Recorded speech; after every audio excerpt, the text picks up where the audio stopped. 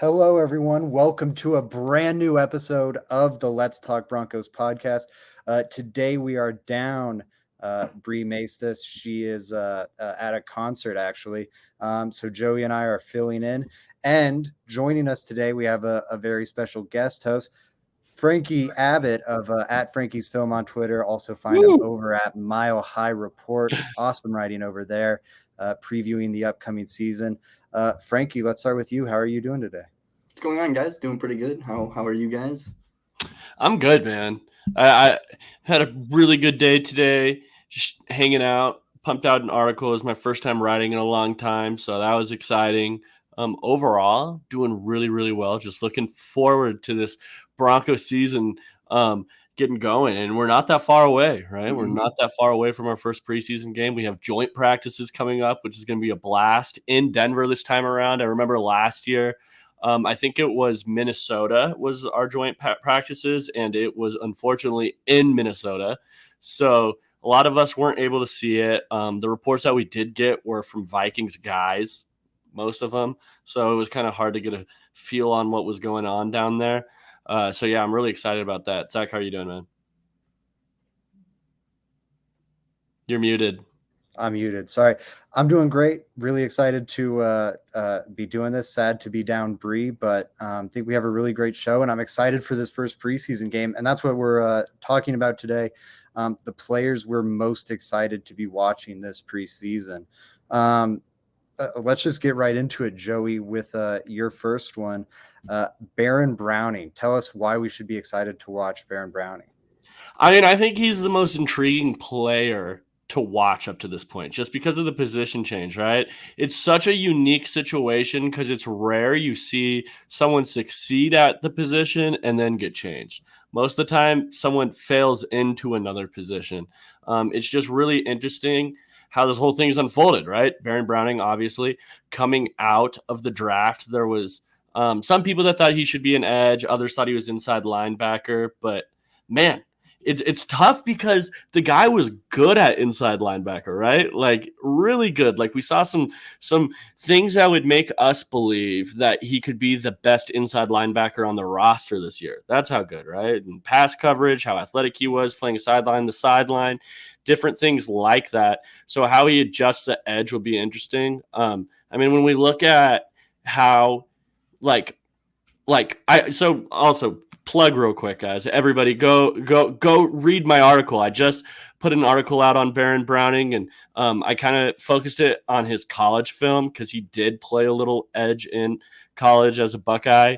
And yeah, so make sure to go read that. But it's just it's just so much uncertainty and unknown about how this change is going to be. Even at Ohio State, we didn't really see him set an edge or play the run at the position. Most of the time, what we saw was him in passing situations, flying around the edge. No arguing guys' first step in athletic ability. Really, you could see it from a mile away watching film. But how are his counters to that? There's just a lot of questions. I think it's good to put a little faith in the coaching staff here, let Hackett and them kind of have a chance to prove they're right. But to this point, as a Broncos fan, it's crazy. We'll see what happens there. Frankie, do you have an opinion there? No, it definitely is. I mean, it's wild too because he's probably it seemed like the trajectory he was on, he was going to be one of the better linebackers we've seen in recent Broncos memory. A lot of the other guys, they didn't have the athletic capabilities we saw out of him, who have been some of the better guys, like the Danny Trevathans. Yeah, he really possessed that capability to match up with guys even though no one really can, but we always talk about, or at least the fans do, matching up with the Travis Kelce's and the Darren Wallers in the division. He kind of gave you that flexibility where it is sad to see that somewhat taken away. Obviously, he's still going to get to do that a little bit, and honestly, probably a good amount if they, see that as a capability. But it's like you said, it's going back to his college tape, and definitely got to check out that article from Joey. He does possess that insane ability to just get around that a lot of these guys don't, with his bend, with his just freak get off, and he's more powerful from his lower half than you'd expect. He's not one of these just I don't want to say frail, but guys that can't hold up when a guy's bearing down on him to down block him. He can stand up to those and even handle a little bit of double teams on his own if he needs to. So the move is interesting, and it'll be really crazy, especially with the fact that we don't know Randy Gregory's availability for the preseason, that he could end up being this, the first team guy out there if Malik Reed's not. So who knows? Yeah, no, I agree with you, man. And what makes it just so I think it's just so intriguing because, like I already said this, but there's so much uncertainty there, right? Frankie, you were saying it. There's just like we saw certain traits at Ohio State that would make you believe that he would be a good edge, but there is so much more that goes into it that we just simply haven't seen, or we haven't seen it enough. There's guys that come out of the draft that have played 3 years at one position, and we're sitting there saying, "Oh yeah, he's definitely raw." You know what I mean? He has the potential, but he's raw. For Browning, we saw a handful of snaps his last year at Ohio State at edge. 100% too. And in fact, I always like to think about too is like we had Vic Fangio, who's known as like this like minister of defense, and this all knowing, like, especially when it comes to the linebackers, like this guy knows how to coach these guys up and especially develop them. Look at all the great names he coached throughout his years in San Francisco, throughout anywhere you look. I mean, he's been a huge part in that. He was part of the team that drafted Baron Browning. We all know Denver didn't have pass rushers last year, like going out to get Stephen Weatherly midway through the year, like acquiring guys whenever we could just because we needed guys to play, Right. Baron Browning wasn't out and we didn't even give it a shot. So it's not like I'm pretty confident at this point, especially hearing all the great stuff that Zach's been saying about it. Like it's awesome to see and I'm excited for it. It just is interesting. And I'd be curious to know, like, why didn't Vic Fangio ever give that a shot? Was that something that was maybe like talked about by the other coaches and Vic was against? We'll never really know the answers to that, but it is something that interests me. Yeah. I mean, they looked at it during camp, and I think you look at last season, you had Von Miller and Bradley Chubb on the roster, and so that could have changed the evaluation some. I think the linebacker situation was also different, and then of course when it was racked by injuries and Browning started playing linebacker in the season, even after Miller was traded, you weren't going to move him from edge because you needed him at linebacker there. When you're I think part of the Barrington Wade, exactly. Yeah, exactly. I think part of what eases some of the Browning move is it's not to say that it hasn't opened up a hole at inside linebacker, because it has to some extent. There's, I think, some depth concerns there now, but I think Jonas Griffith is fantastic. It looks like he's built upon what we saw last year, and because we saw it last year, I'm willing to buy into it. Josie Jewell looks back and fully healthy, is flying around. I think that is the potential to be one of, if not the best linebacking groups we've had in Denver in a long time. I'm fairly optimistic about that group. I want to see it in preseason before I get more hot takey than that, but I just feel really good about that tandem. The depth behind it is concerning. And then with Browning, what we have been seeing in camp is so impressive. Today, it was all in the run game. Just put on an absolute clinic, which if you read Joey's article, I won't give too much away, but part of Joey's article is about that's what we really need to see from Baron Browning. And again, it's not full contact in training camp, especially not today, but you're seeing him make the right reads, put himself in the right position to set the edge, make impressive chase down tackles.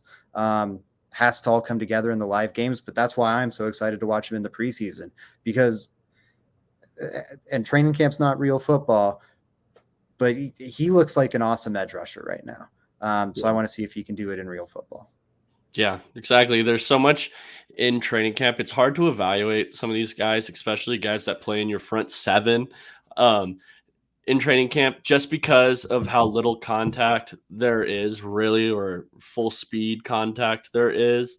I mean, we see it all the time. That's my suspicion as to why we don't see a lot of great offensive linemen develop, right? It's tough. They need to get live action plays. It's hard to develop a good tackle or something like that through the way training camp's set up right now. But yeah, I mean, I think it's the most intriguing player to watch. I think it's the player that a lot of people should be more excited about. And Zach has outlined why. I mean, a lot of the reason why you should be excited in his training camp threads. It seems like every day he's tweeting Browning's name in all caps. So I'm excited for it. You're muted. Sorry about that, Make everyone. the face of disappointment.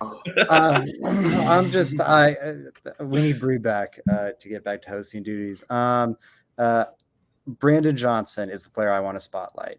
I'm so excited to see him. I think this is a player that hasn't gotten enough attention. It's all about Caden Davis is the first guy out, and Montrell Washington is making awesome plays. And like both those things are true, and Montrell Washington's safe for a roster spot. But Brandon Johnson is a name Broncos fans should absolutely be watching.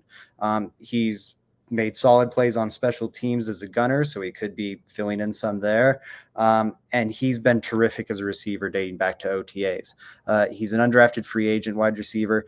Him and Jalen Virgil are, I think, the two UDFAs with the best chance of keeping that Broncos UDFA streak alive. I personally don't think it gets kept alive this season. I don't think they keep a UDFA. But those are the two with the best chance. Actually, no, because I do think Brandon Johnson ultimately makes that. I think that's a change after the Tim Patrick deal. I don't think you're going to maybe see a Seth Williams or one of those big bodied guys make the roster. One might, but I think Brandon Johnson has the lead on those guys now. Brandon Johnson got snaps with Russell Wilson before Montrell Washington did. Like that's, I think, something of note. It was the big three. This is after the Tim Patrick injury. It was the big three getting some reps in with Russell Wilson. And then you saw Trey Quinn mixed in a little bit. And then you saw Brandon Johnson mixed in a little bit. Brandon Johnson is a name to watch in the Broncos wide receiver room. Absolutely. And I'm curious to see how he performs in a live game. Yeah, I don't really have a Brandon Johnson take to this point. I'll be honest with everybody here. I really don't. We can leave it there and move on to Frankie's. So I was actually going to ask, just because you've been able to see him, and I know a lot of us haven't since like he's at camp. What would you say are like his strong suits? What kind of traits does Brandon Johnson use to win? Whether it's on routes, does he win through the air? How does Brandon Johnson play? Yeah, he is going to be a true Z receiver. I think is the best way to describe him. He's going to be depth behind Judy. I think he's a really good route runner, can make plays after the catch. He's a good athlete. He was undrafted, so I'm not talking about like a 4.3 whatever insane guy, but he's got juice. Reliable hands, but he's not a guy that is elite at the catch point.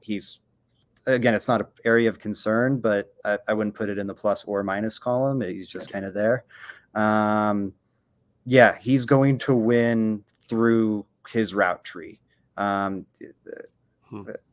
And then he's been able to get separation consistently. He got one a good example of this. He got Ronald Darby to bite hard on a double move during some of those reps with Russell Wilson and during a move the ball period, which is like, more serious scrimmage type play. And ultimately they didn't capitalize, but set the offense up inside the red zone on like one of the first plays of the drive. Yeah, that would be my description of him. Again, it's harder to describe because it's not like all 22 film. It's live training camp stuff without a replay. But that's how I've seen him win.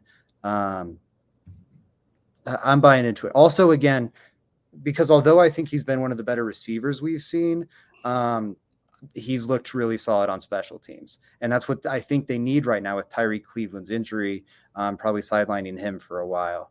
The big body thing, I think people are too focused on like, is it going to be Travis Fulgham or Seth Williams or Tyree Cleveland? I think we're going to see the tight ends pick up a lot of that slack. And it's going to be like, who can help us the most? And I think they have a lot of faith in Brandon Johnson. Nice. Yeah, I'm just looking up some of his stuff here. I haven't watched any Brandon Johnson film. Frankie, have you? I haven't either. No. Yeah. I would actually be really curious what your guys' take is. I think he started his career at Tennessee, but I know he's out of Central Florida. Yeah, I'm sitting here looking. He's a 6-year player, which is kind of crazy. Dude, the COVID years players get is insane. Insane. 5 years at Tennessee, 1 year at UCF.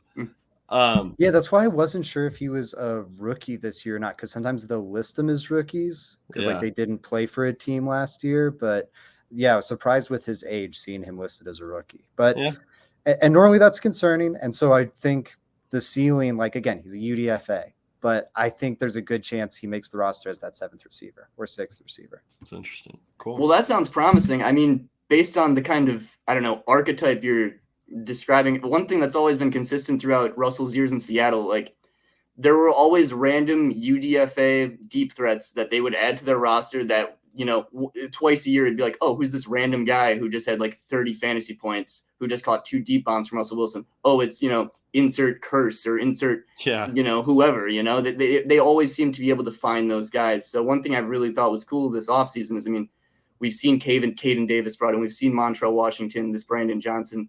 We've seen a lot of these guys that kind of fit that mold of like, if we lose out on the KJ, like not that we will, but if we lose out on someone like KJ who brings that deep threat, which we didn't really have something we could replicate last year, we have that this year, that we can go to the practice squad, get someone who can run some 9 route on, something play action. Hopefully he creates that little bit of separation and we get a highlight from Russ. So that's cool to hear. Yeah. Excuse me. Absolutely. I'm really excited to see Brandon Johnson.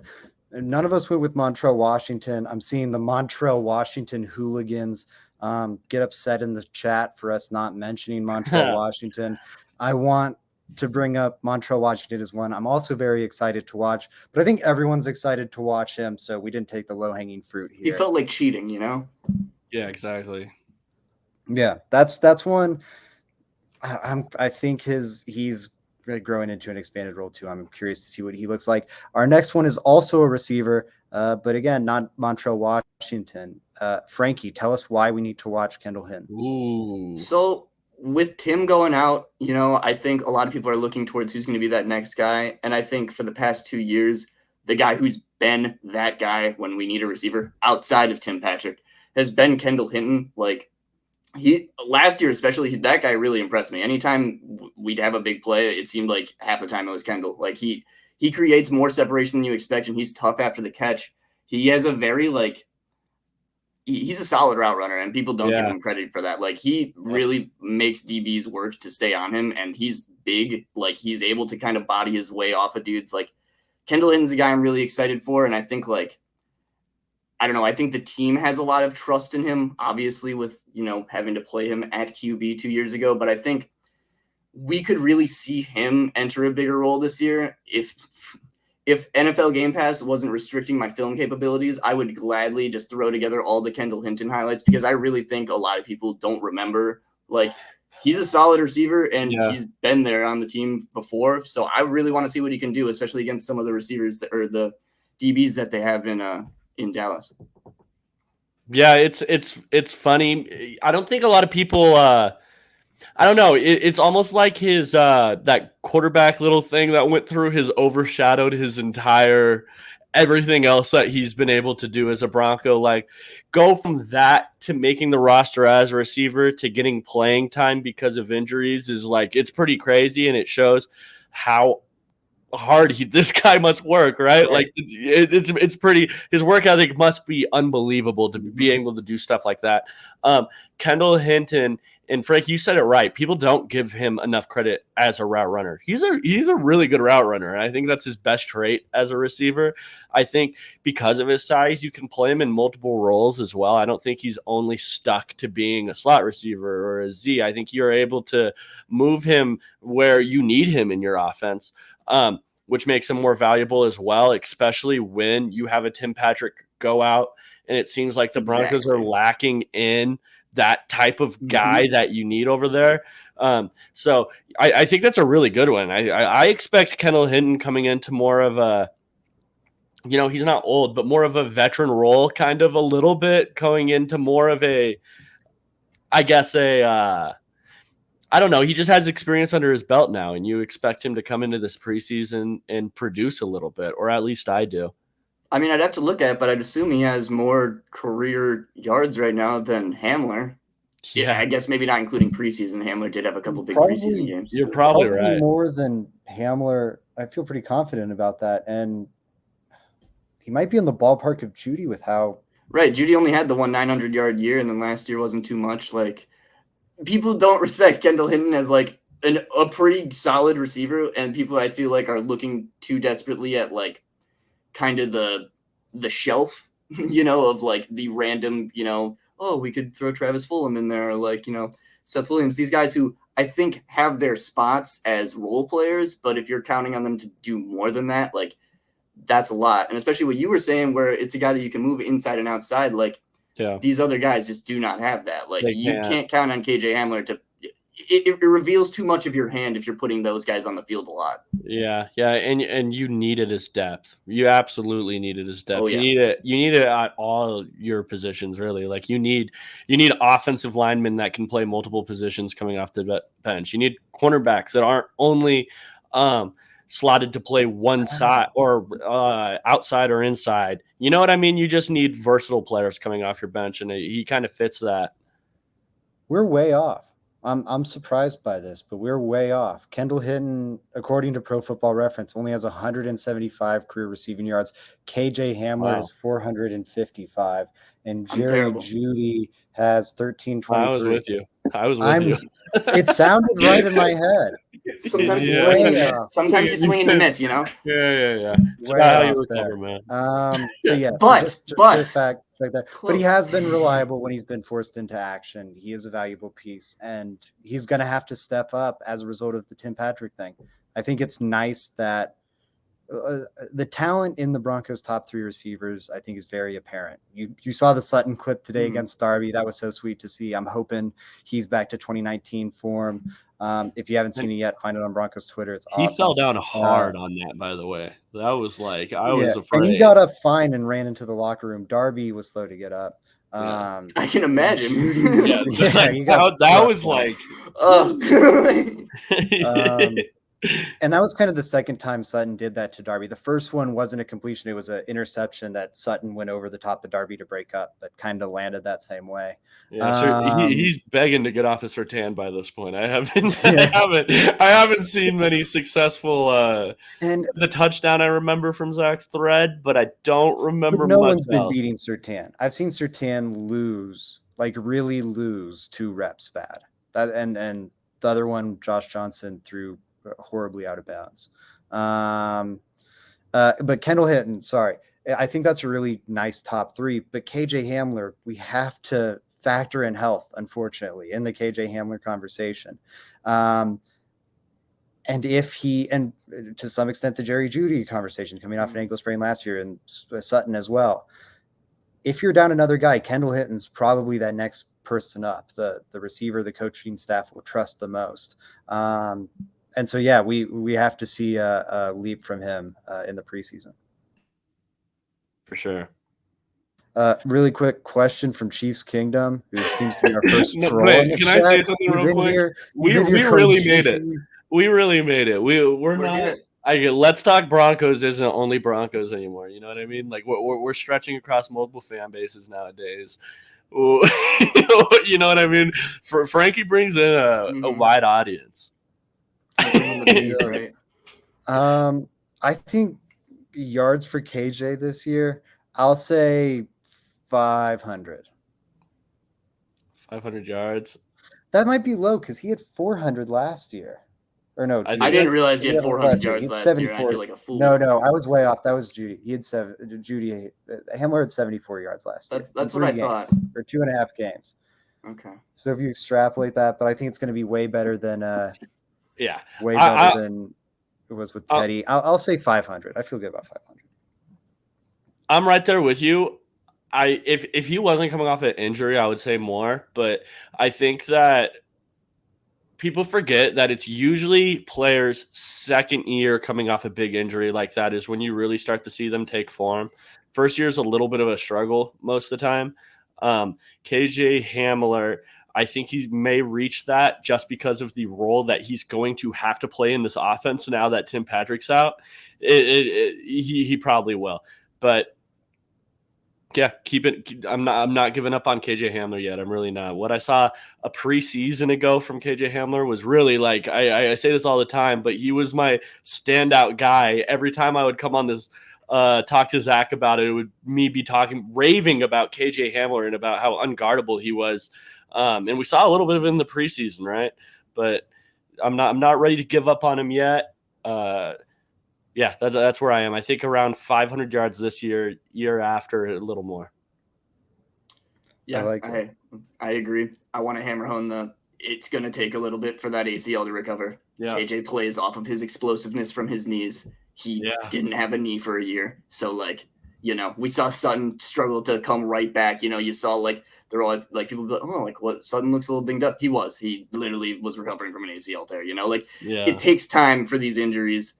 Don't be super on Hamler if he doesn't pop off. And there, you know, like, he might end up missing a couple of games. I think that's something that, like, I don't want to say is an inevitability, but just seems like something that I hope the coaching staff is obviously gonna have to be pretty prepared for. And I mean, 500. If we get 500 and like a few TDs out of Hamler, I think that would be an excellent bounce back from an injury season. You are Excellent. totally right. That would be a successful bounce back. That's like not insanely. just like mid. That's like the top of what I would be looking for him. 100%. I'm with you guys. Joey, throwing this one to you. You want to highlight friend of the show, Calvin Anderson. Yes, Calvin Anderson, the man. I absolutely love Calvin Anderson, the person. When we had him on here, I can't rave about Calvin Anderson enough. He was just a really cool guy. Like, that's what I have to say about that. But I'm excited to watch how he performs. Just because I haven't really gotten a great look at him, and he might be and probably is the starting right tackle for the Broncos. And Frankie, it's just like Frankie hasn't highlighted this yet, but he will, I think. That the Broncos right tackle situation, it's scary. Like, after Calvin Anderson, if Calvin Anderson's not looking like the guy, like it's spooky after that. It's really spooky. So Calvin Anderson, how he performs in this preseason is huge. It's big time. I for at least the fans that haven't gotten a good look at him yet. So that's the reason why I picked Calvin Anderson, and I think it's just the biggest glaring spot on the Broncos roster right now, where it's like, ooh, I don't know. Yeah, I mean, especially, for this first week going, you couldn't pick a better matchup for him to get. He's going to go up against the Cowboys, great pass rushers. Who knows how much? Yeah. Who even really knows if Lawrence and Parsons are really going to be? Obviously they'll be practicing, but they're not. You know, who knows how much they'll be really playing? But even the depth guys they got, like Chauncey Goldston, guy I loved last year. That's going to be a great guy to see him get some reps against. Like, I'm excited to see him go against these guys because he was incredible against the Cowboys last year. I cannot emphasize that enough. All the Randy Gregory tape last year, you know, he was I don't know if you can swear, he was kicking the crap out of everybody. Yeah. When the Broncos came to town, Randy Gregory did not kick the crap out of Calvin Anderson. Calvin Anderson put him in the ground a couple times, showed what he could do. Wasn't as incredible in the Eagles game. He played well, but there were definitely like some lapses in the, you know, being able to hold up. But the Eagles defensive line is a pretty decent unit last year.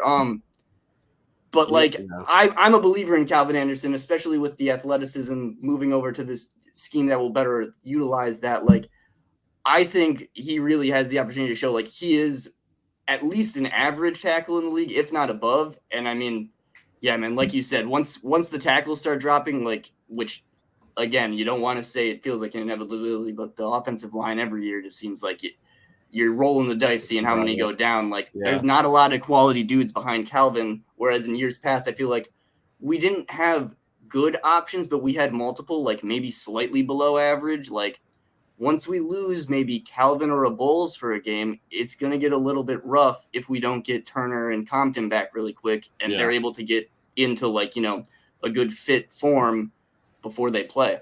Yeah. And by the way, Frankie brought up the competition. He mentioned Chauncey Goldston, but I mean, Sam Williams, rookie, uber talented, like fast. Oh my gosh, is he talented? Long, athletic as hell. Just a guy that you have to watch for. I mean, they just signed Anthony Barr, who's probably going to be pass rushing a little bit. Keeps going down the list.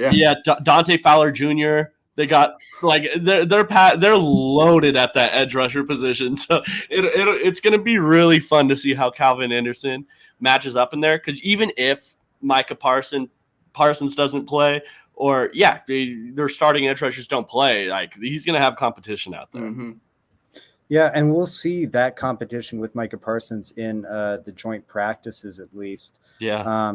Calvin Anderson definitely one to watch. I will say, man, I'm worried about the Billy Turner injury, how that's progressing. Tom Compton, I'm a little more optimistic about. But part of the reason I feel decent about the depth is what we've seen in the past from the player Frankie wants to spotlight here, Quinn Bailey. Yeah, man, Quinn Bailey, like, It's weird. Every time I see Quinn Bailey in the lineup, I'm terrified.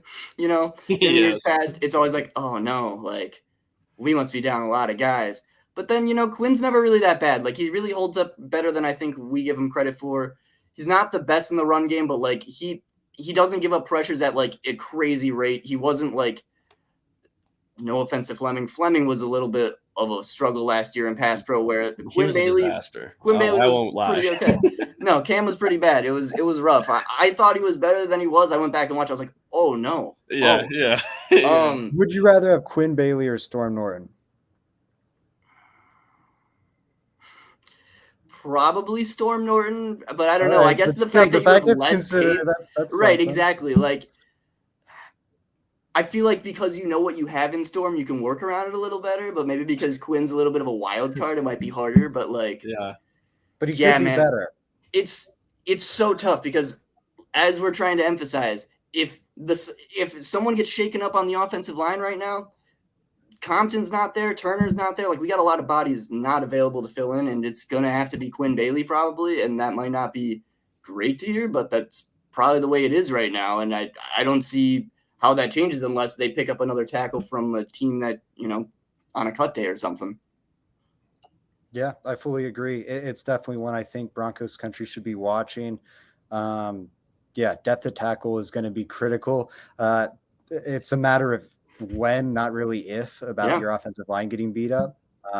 Joey, what did you want to finish off with? I was just about to say, like, just talking about tackle play, it really, really sucks when you have a tackle out there that's just a massive liability and you can't trust them at all. Like, I want Broncos fans to go back and watch some film from a couple years ago when we had the Menelik Watsons out there, some of these other guys. Oh my gosh, I can't remember his name. He plays for the Chargers at guard now. But he was a tackle for the Broncos. You guys know who I'm talking about or no? Who? Say it again. He's a guard for the Chargers, but he was a tackle Is for it Vasquez? Is it Vasquez? Schofield. No, it's Schofield. It is Schofield. Oh my God, Schofield drove me crazy back in the day. I could not stand Michael Schofield at tackle. Schofield, like, we've had some really, really bad tackles, and it hinders what you want to do. Like, I want Chiefs Kingdom says Broncos country. Let's ride. Love it. It really hinders what you want to do. I mean, like, I've been vocal about how I want to see Javonte Williams in as that, not just a receiving option, but as a check down guy. Javonte Williams should be incredible because you want that guy in open field. And when he gets to that second level of the defense, I'll take Javonte Williams one-on-one against damn near anybody, really, in open field.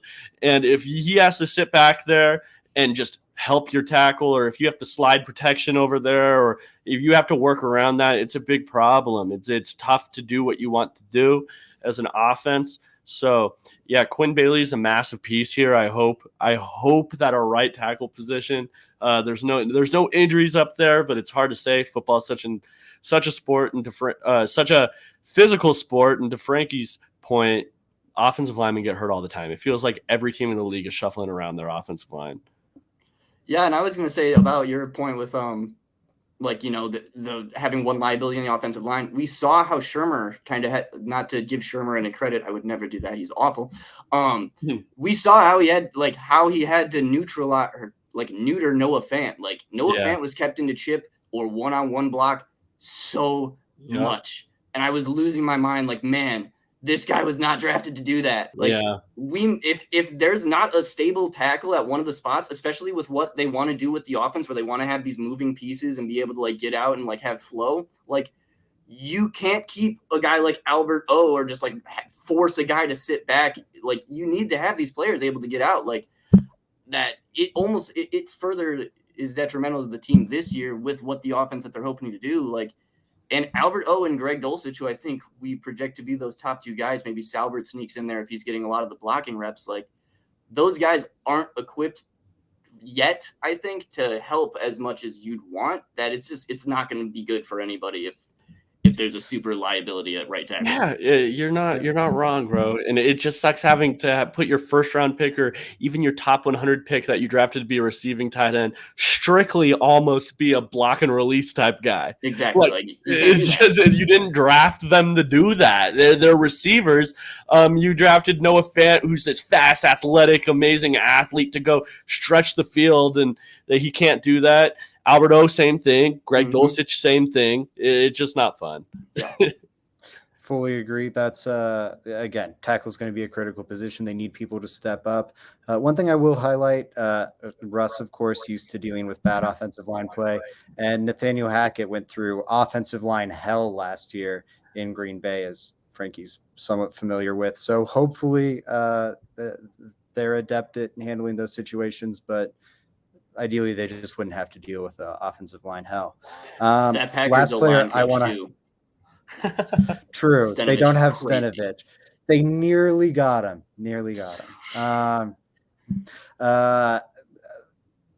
Last one I want to highlight here is Damarri Mathis, Juicy. who I think has been terrific at camp. I don't think he's passing up Ojemudia on the depth chart yet, but I think he's outperformed Ojemudia this camp, frankly. Since the pads came on, he has been an absolute force. Just seems to make a play or two every day, whether it's a PBU or an interception. That diving interception that everyone saw highlighted, the cameraman didn't even show the whole thing. He was trailing, I believe it was trailing Caden Davis on that route for a good bit, hanging with him. And Caden Davis has a good bit of juice. And totally just baited Rip into it. He had the speed to be right there all along, but just let that window be there. And then at the last moment, when Rip decided to throw it, just picked up the pace and made that diving interception. It was, frankly, a veteran play. And to see that from a rookie in his first a mid-round rookie in his first training camp was so impressive to me. His tools are obvious. I think he's like a 96 point something RAS guy, which means he's a 96th percentile athlete at cornerback, which is arguably the most athletic position. So we're talking about just a really special talent. And to see that mental advancement again from him this early has me very excited. When we went from no contact to contact, we saw his play take a step up because he is such a physical player. Now we're going from, whatever this kind of fake contact is to real in-game contact. And I think he can take another step up. So I'm excited to see that. This is Frankie's guy from what I've seen. So I want to have his take on this. So Damarri Mathis coming out is just such a stud, man. Like that dude is so like, just my type of guy. Like yeah. He just kicks I'm going to say he kicks the shit out of receivers on the line. He just really like the way he's able to get like, and sometimes too much. He got a lot of DPIs, but he's not going to get as many of those in the NFL. There was a huge knock on him coming out.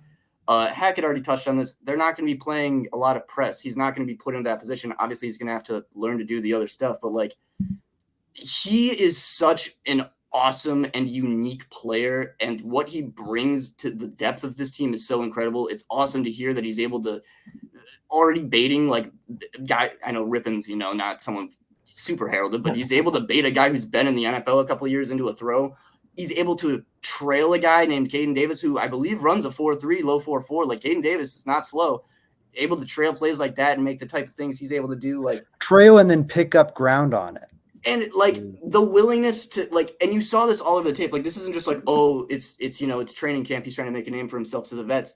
Like you saw this on the pit tape all the time. He likes to be that guy. He wants to make the highlight. He wants to, lock a receiver down, body him out of bounds, watch the ball fly over his head and then stand over you and wag the finger at you. Like Damarri Mathis is that dude. I literally cannot wait to see him against the Cowboys receivers because that's such a fun room for him to get to face off against. It's so like, I don't want to say a little bit like smaller, but they play such a game that I think it will really test what he does. Like they got some dudes that might break his ankles if he's got his hands not in the right spot, like it's going to really test his, his patience at the line, his technicality, all of it. Like I can't wait to see Damarri face off against the Cowboys and all the rest of the people in the preseason. Frankie just got me pumped up, man. I'm trying to decide That's whether I good want to note. write about Mathis or Benito right now. And he just fired me up about Mathis, so I may be leaning that way. I don't know, but They're fun players, Mathis man. They're hype. both fun. yeah. All right. Let's do it. All right. Well, I think that does it for this week's show. Make sure you're following us over on YouTube and Facebook. Rate the show 5 stars if you enjoy it on whatever podcast platform you prefer. Give us a like on whatever platform you're viewing this on. All that stuff just helps us so much as we're starting out this show and growing this show. We have some very exciting news that will start with the show next week. It's all good news, nothing to worry about. But we want to make sure we announce that with Bree. So can't wait for that.